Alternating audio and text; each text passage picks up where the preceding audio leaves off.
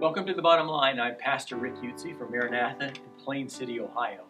You know, just today, maybe not on the day you're watching it, but on the day we're recording it, NASA was able to land a rover on Mars. And it's not the first rover that's on Mars, but it's like the most technologically advanced rover that we've ever put on the planet. And that rover, I think it's called Perseverance, is able to do wonderful things, like it can drill, down into the soil, and what they want to do is find evidence of life, right? So this thing's going to rove around for years, right? Taking samples, analyzing rock, and doing all this stuff. And people were like watching live streams today to see what happened. It really is pretty exciting. And what I found really cool was, this thing's going to be there doing these things for the next few years and taking samples and packaging them up and then leaving them set and going on and doing its thing. And then in a few years, I think it is in the year 2026, they're going to send up 2 more spacecraft. One an orbiter that orbits around Mars, and the other a lander that lands on Mars. And the purpose is that when the lander lands, it's got a rocket launcher on it. So it lands on Mars, the rover goes and collects the rock samples, hands them to the rover, hands them to the launcher, and it launches them into orbit where the orbiter's up there and catches them. Like, this is how tricky it is to get rock from Mars back to Earth. Goes to the orbiter. If it can capture them, it will then bring them back to Earth, and once it hits about the atmosphere of the Earth, it then drops them into a desert in the United States. And then you have rocks, and all that's going to take place and get back here at 2031.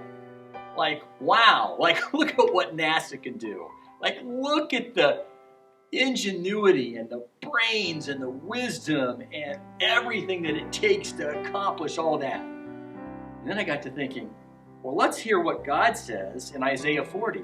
God says in Isaiah 40, verse 22, God is enthroned above the circle of the earth. Its inhabitants are like grasshoppers. He stretches out the heavens like thin cloth and spreads them out like a tent to live in. We're doing all this stuff finally after how many thousands of years of humanity working on this stuff, being able to send a 2,200-pound rover to Mars, and it says God just unrolled it. God spoke it into existence. It's like nothing for God to create this massive expanse. It says in verse 25 and 6, "To whom will you compare me?" This is God speaking. "Or who is my equal?" asked the Holy One. "Look up and see. Who created these? He brings out the stars by number. He calls them all by name. Because of his great power and strength, not one of them is missing." This is God saying, who compares to me? I set them out there. I put them there. I name them. Who's my equal? Look at what humanity has done. And then God says, nothing compares to me. And I take great comfort in that.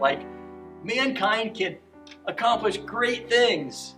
And it really is a marvel. I love reading about this stuff. But don't you just love reading God's Word and seeing that nothing compares to God? And just think what we can accomplish now. What's going to happen when we're in heaven? When God comes back again and humanity has no curse. There's nothing that keeps us from doing God's will, of having dominion over the earth and the universe. Can you imagine what we're going to be able to do? Can you imagine exploring the universe? I don't know what all's out there, and everybody has all these theories. Is there life? Is there this? Is there that? I have no clue what's out there.